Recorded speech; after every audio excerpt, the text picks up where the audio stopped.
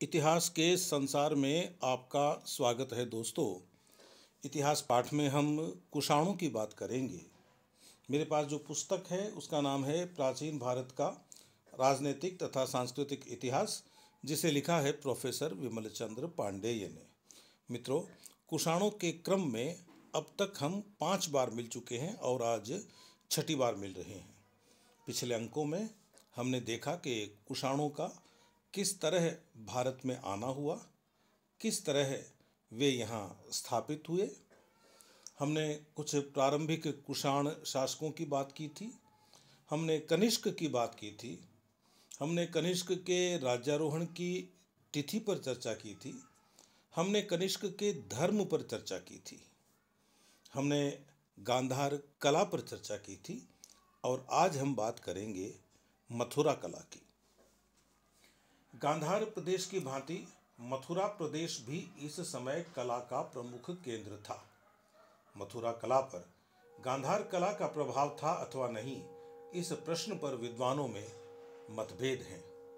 अधिकांश पाश्चात्य विद्वान अभी तक यह विश्वास करते थे कि मथुरा कला का उदय गांधार कला के प्रभाव से हुआ, लेकिन अब सूक्ष्म अध्ययन के परिणाम स्वरूप अधिकांश विद्वान यह मानने लगे हैं कि मथुरा की प्राचीनतम कलाकृतियां गांधार कला के उदय काल से पहले की हैं। वस्तुतः मथुरा कला का उदय सांची, सारनाथ और भरहुत की स्वदेशी कला के सूत्र को लेकर हुआ था। यद्यपि उस पर कालांतर में गांधार कला का थोड़ा प्रभाव अवश्य पड़ा था। फोगेल महोदय भी इस मत से सहमत हैं। मथुरा कला के अंतर्गत बनी हुई मूर्तियां लाल बलुए पत्थर की हैं। गांधार कला की भांति मथुरा कला के अंतर्गत भी महात्मा बुद्ध के मुख के चारों ओर प्रभामंडल दिखाया गया है। महात्मा बुद्ध प्रायः मुंडित शीर्ष हैं, उनके मुख पर मूछें भी नहीं हैं। प्रतिमाओं में विशालता, भौतिकवादिता और घनगात्रता है, इसमें आध्यात्मिकता नहीं है। मूर्तियां कभी कभी सिंहासन में दिखाई गई हैं। महात्मा बुद्ध की मूर्तियां प्रायः खड़ी हुई हैं। मूर्तियां बहुधा एकांशिक हैं, अर्थात उनका एक कंधा ढका हुआ है और दूसरा खुला। मथुरा की यक्ष यक्षिणी आदि प्रतिमाओं में कामुकता का प्रदर्शन अधिक किया गया है। मूर्तियों के वस्त्र प्रायः शरीर से चिपटे हुए हैं। साधारणतया मूर्तियां 2 वस्त्र धारण किए हुए हैं, ऊर्ध्व वस्त्र और अधो वस्त्र। ऊर्ध्व वस्त्र और अधो वस्त्र। तो मित्रों, यह थी मथुरा कला की बात। इससे पहले अपन ने गांधार कला की बात की थी। अब हम कनिष्क के राज्य में जो व्यापारिक उन्नति हुई उसकी चर्चा करते हैं। कनिष्क के साम्राज्य में पश्चिमोत्तर प्रदेश और मध्य एशिया के कुछ प्रदेश सम्मिलित थे। परिणाम यह हुआ कि स्थानीय मार्गों के द्वारा भारतवर्ष, ईरान, मध्य एशिया और चीन आदि देशों का संपर्क स्थापित हो गया। परिणामतः भारतवर्ष और विदेशों का सांस्कृतिक आदान प्रदान तो हुआ ही, इसके साथ साथ ही भारतीय व्यापार की भी भारी उन्नति हुई। इन देशों के अतिरिक्त भारतवर्ष और रोमन साम्राज्य के बीच भी भारी व्यापार हुआ, जिसके परिणाम स्वरूप भारतवर्ष के वस्त्र, आभूषण और प्रसाधन के उपकरण बड़ी संख्या में रोमन साम्राज्य में पहुंचने लगे। इसके बदले में रोमन साम्राज्य से लाखों रुपए का सोना प्रतिवर्ष भारत आने लगा। प्लिनी नामक लेखक ने रोम निवासियों की यह कहकर कटु आलोचना की है कि वे विलास की सामग्री खरीदने में भारतवर्ष को इतना अधिक सोना दे रहे हैं कि उनके देश को भारी आर्थिक क्षति उठानी पड़ रही है। अब हम कनिष्क की मृत्यु की चर्चा करते हैं। छोटी सी बात है कि कनिष्क के अनवरत युद्धों से क्षुब्ध होकर उसके सेनापतियों ने उसकी हत्या कर दी। कनिष्क ने 23 वर्ष या 45 वर्ष तक राज्य किया। उसने 23 वर्ष या 45 वर्ष तक राज्य किया। कनिष्क के बाद कुषाण वंश में कोई भी ऐसा शासक न हुआ जो उसके विशाल साम्राज्य को अक्षय रख सकता था। अतः कनिष्क की मृत्यु के बाद कुषाण साम्राज्य की अवनति प्रारंभ हो गई। कनिष्क का उत्तराधिकारी वाशिष्क था। उसका एक लेख मथुरा में और दूसरा लेख सांची में मिला है। प्रथम लेख की तिथि 24 और द्वितीय की तिथि 28 है। दोनों ही तिथियां शक संवत की हैं, लेकिन उसकी मुद्राएं प्राप्त नहीं हुई हैं। राजतरंगिणी में एक जुष्क का उल्लेख है, परंतु उसकी मुद्राएं प्राप्त नहीं हुई हैं, जिसने जुष्कपुर नामक एक नगर की स्थापना की थी। जुष्क ने, संभवतः यह जुष्क वाशिष्क ही था। उसका राज्य कम से कम मथुरा से सांची तक था। वाशिष्क के बाद हुविष्क सिंहासन पर बैठा। यह अधिक शक्तिशाली राजा प्रतीत होता है। इसके अनेक सिक्के और अभिलेख प्राप्त हुए हैं। गया अभिलेख से प्रकट होता है कि इसका राज्य बिहार तक विस्तृत था। मथुरा में इसकी मुद्राएं मिली हैं। राजतरंगिणी के अनुसार इसने कश्मीर में हुविष्कपुर नामक एक नगर की स्थापना की थी। वर्दक अभिलेख से काबुल प्रदेश पर उसका आधिपत्य सिद्ध होता है, परंतु कोई भी साक्ष्य ऐसा नहीं मिला है जिससे सिंध पर उसका आधिपत्य सिद्ध हो सके। प्रतीत होता है कि रुद्रदामन ने सिंध प्रदेश कुषाण साम्राज्य से छीन लिया था। हुविष्क की तिथियां 26 से 60 तक मिली हैं। प्रकट होता है कि कम से कम उसने 138 ईस्वी तक राज्य किया। संभवतः वह बौद्ध धर्म का अनुयायी था। उसने मथुरा में एक बौद्ध विहार का निर्माण कराया था। उसकी मुद्राओं पर ईरानी, यूनानी और भारतीय देवी देवताओं के चित्र हैं। भारतीय देवताओं में स्कंद, शिव, विशाख, गणेश और विष्णु विशेष रूप से उल्लेखनीय हैं। ये मुद्राएं उसकी धार्मिक सहिष्णुता की ओर संकेत करती हैं। ये मुद्राएं उसकी धार्मिक सहिष्णुता की ओर संकेत करती हैं। अधिकांश मुद्राएं बड़ी ही सुडौल और कलात्मक हैं। आरा अभिलेख में एक कनिष्क का उल्लेख है। इसकी तिथि 41 है। यह निश्चित रूप से नहीं कहा जा सकता कि यह कनिष्क कौन था। लूडर्स, फ्लीट और स्टेनकोनो आदि विद्वानों का मत है कि यह कनिष्क प्रथम से भिन्न था। अतः इसे कनिष्क द्वितीय की संज्ञा दी जानी चाहिए। संभव है कि इसने हुविष्क के साथ शासन किया हो। उसने महाराज, राजाधिराज, देवपुत्र और कैसर नामक उपाधियां धारण की थी। हुविष्क के पश्चात वासुदेव प्रथम कुषाण साम्राज्य का उत्तराधिकारी बना। इसकी तिथियां 67 से 98 तक मिलती है। प्रकट होता है कि कम से कम इसने 176 ईस्वी तक राज्य किया। इसके सिक्के और लेख पंजाब और उत्तर प्रदेश में ही मिले हैं। प्रकट होता है कि उसके समय तक अफगानिस्तान, कश्मीर, सिंध, मालवा के प्रदेश कुषाण साम्राज्य से निकल चुके थे। इस प्रकार वह एकमात्र भारतीय राज्य का ही शासक रह गया था। सांस्कृतिक दृष्टिकोण से भी उसका पूरी तरह भारतीयकरण हो गया था। यह सत्य उसके नाम से ही प्रकट होता है। इसके अतिरिक्त उसकी मुद्राओं पर शिव और नंदी की आकृतियां खुदी हुई हैं। प्रकट होता है कि वह शैव था। वासुदेव की मृत्यु के बाद कुषाण वंश की अवनति की गति तेज हो गई। एक एक करके कुषाणों के अधीन प्रदेश स्वतंत्र होने लगे। भारत के पश्चिम और पश्चिमोत्तर प्रदेशों में शकों ने अपने स्वतंत्र राज्य स्थापित किए। उत्तरी भारत में नाग, भारशिवों, यौधेयों तथा मालवों आदि की शक्ति बढ़ी। इनके विस्तार के परिणाम स्वरूप क्षीण कुषाण राज्य का विलोप हो गया। वासुदेव प्रथम के बाद कुछ समय तक परवर्ती कुषाण शासन करते रहे। वासुदेव प्रथम के बाद कुछ समय तक परवर्ती कुषाण शासन करते रहे। वासुदेव प्रथम का उत्तराधिकारी कनिष्क तृतीय था। इसकी मुद्राएं बैक्ट्रिया, अफगानिस्तान, सीस्तान, गांधार और पंजाब में मिली हैं, परंतु इसकी मुद्राएं सतलज के पूर्व में नहीं मिलती। इससे अनुमान किया जा सकता है कि इस समय तक परवर्ती कुषाणों का राज्य सतलज के पूर्व में संपूर्ण उत्तरी भारत से समाप्त हो गया था। उसकी मुद्राओं पर कुछ विशेष नाम मिलते हैं। डॉक्टर अल्तेकर इसे वासुदेव मानते हैं। यह संभवतः कनिष्क तृतीय का पुत्र था और उसकी अधीनता में सीस्तान में क्षत्रप था। यह वासु नाम के लिए कहा गया है। एक नाम मिलता है वीरू। यह संभवतः कनिष्क तृतीय का पुत्र था और पंजाब का क्षत्रप था।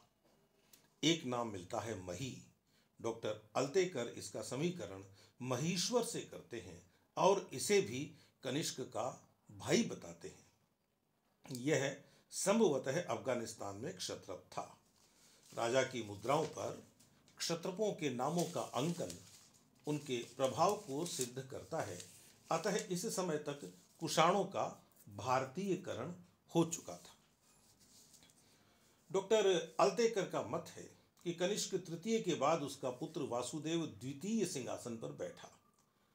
वह अपने पिता के अधीन क्षत्रप था। उसकी मुद्राएं केवल बैक्ट्रिया और अफगानिस्तान में मिली हैं।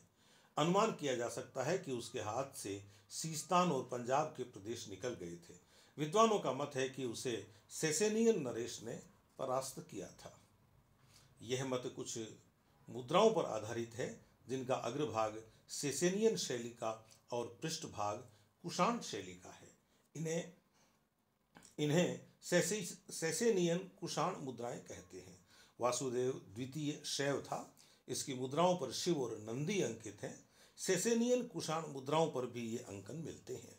वासुदेव द्वितीय के पश्चात कुषाण राज्य का अंत हो गया।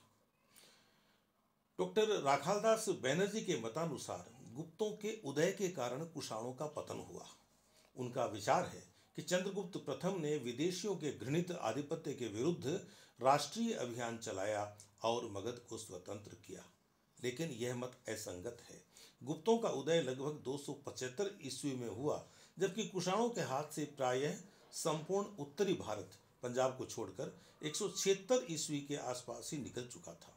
वासुदेव प्रथम, जिसने कि 145 से 176 ईस्वी तक शासन किया था, को ही कुषाणों का अंतिम महत्वपूर्ण राजा कहा जाना चाहिए।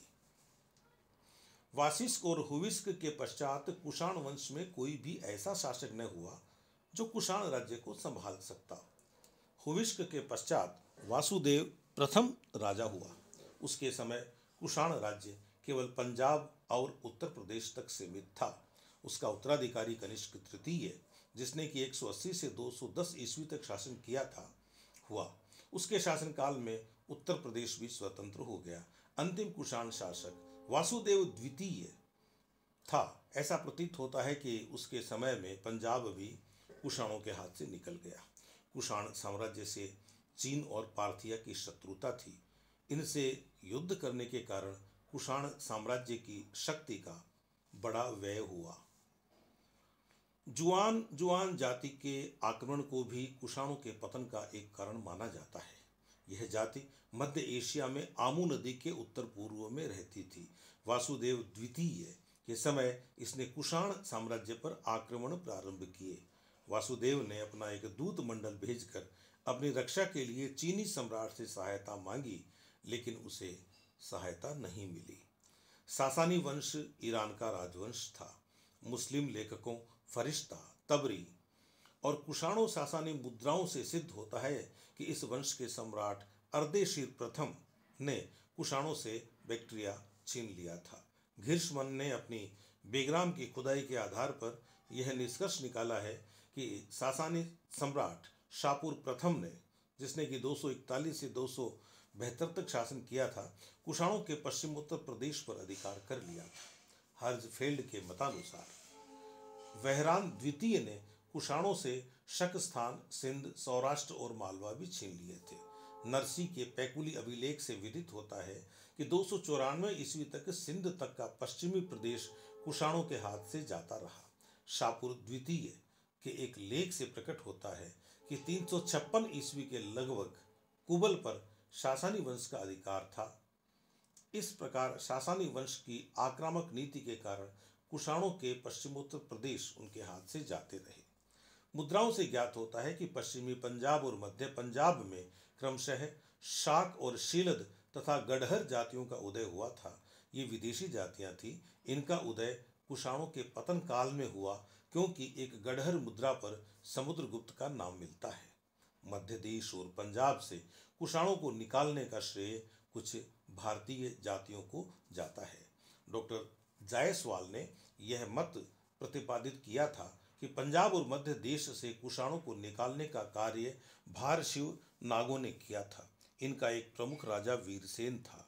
इसने कांतिपुर, मथुरा और पद्मावती में अपने वंश की स्थापना की और पंजाब से कुषाणों को भगा दिया, जिससे वे सेसेनियन नरेश सापुर प्रथम की शरण में गए।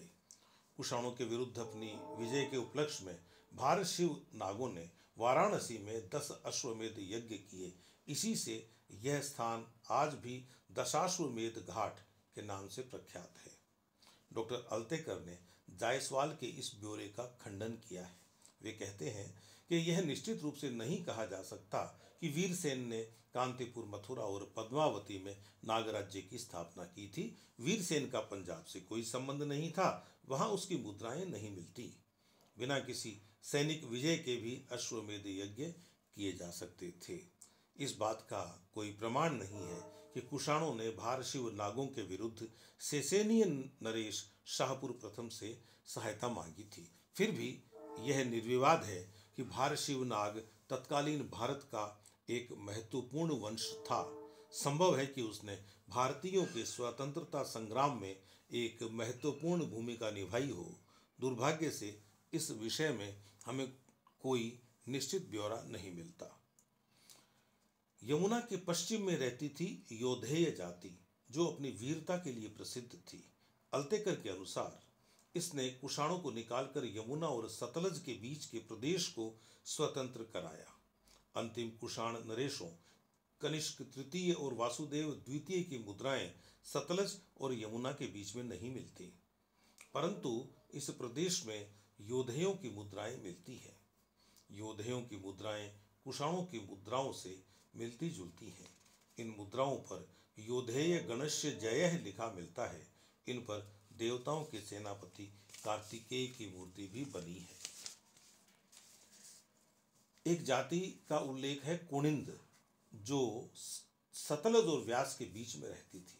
इसने योधेयों की स्वतंत्रता संग्राम में सहायता की होगी। इसकी मुद्राएं योधेय मुद्राओं से मिलती हैं। एक जाति है अर्जुनायन, जो कि आधुनिक जयपुर आगरा प्रदेश में रहती थी।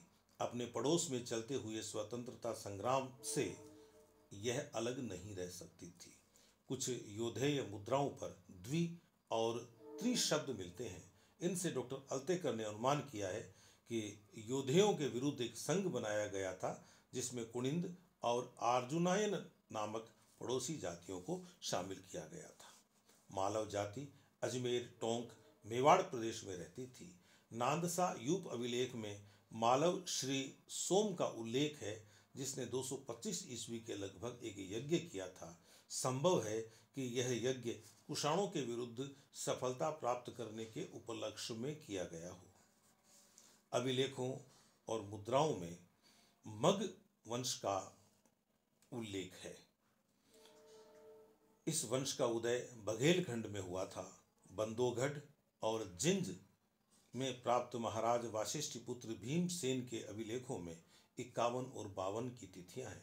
कालांतर में बंधोगढ़ में महाराज कौत्स्य पुत्र पोठासिरी के 86, 87 और 88 तिथियों वाले अभिलेख मिले हैं। ये शक संवत की तिथियां प्रतीत होती हैं। अनुमान किया जा सकता है कि बघेलखंड में 166 ईस्वी के लगभग या 166 ईस्वी तक एक नए वंश की प्रतिष्ठा हो चुकी थी। कौशाम्बी में मगभद्र के अभिलेखों की तिथियां 81, 87 और 88 हैं। इससे प्रकट होता है कि इस राजा ने कौशाम्बी में 159 ईस्वी तक अधिकार कर लिया था।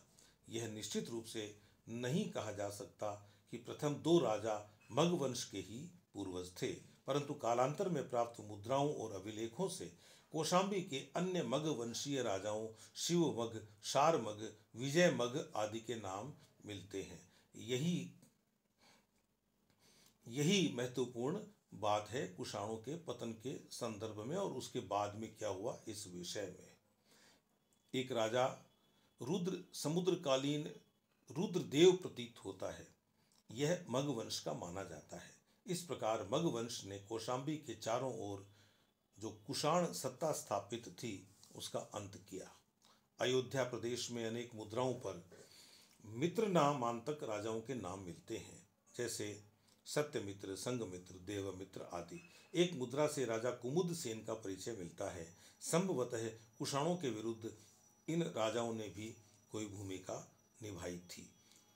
पांचाल प्रदेश की राजधानी अहिच्छद्र थी। यहाँ भी अनेक मित्रांतक राजाओं की मुद्राएं मिली हैं। यह निश्चित रूप से नहीं कहा जा सकता कि अयोध्या के मित्र राजाओं का पांचाल के मित्र राजाओं के साथ क्या संबंध था। यह अनुमान किया जा सकता है कि यहाँ के मित्र वंश के उदय के कारण भी कुषाण सत्ता निर्बल हुई होगी।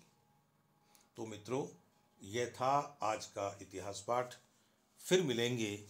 नमस्कार।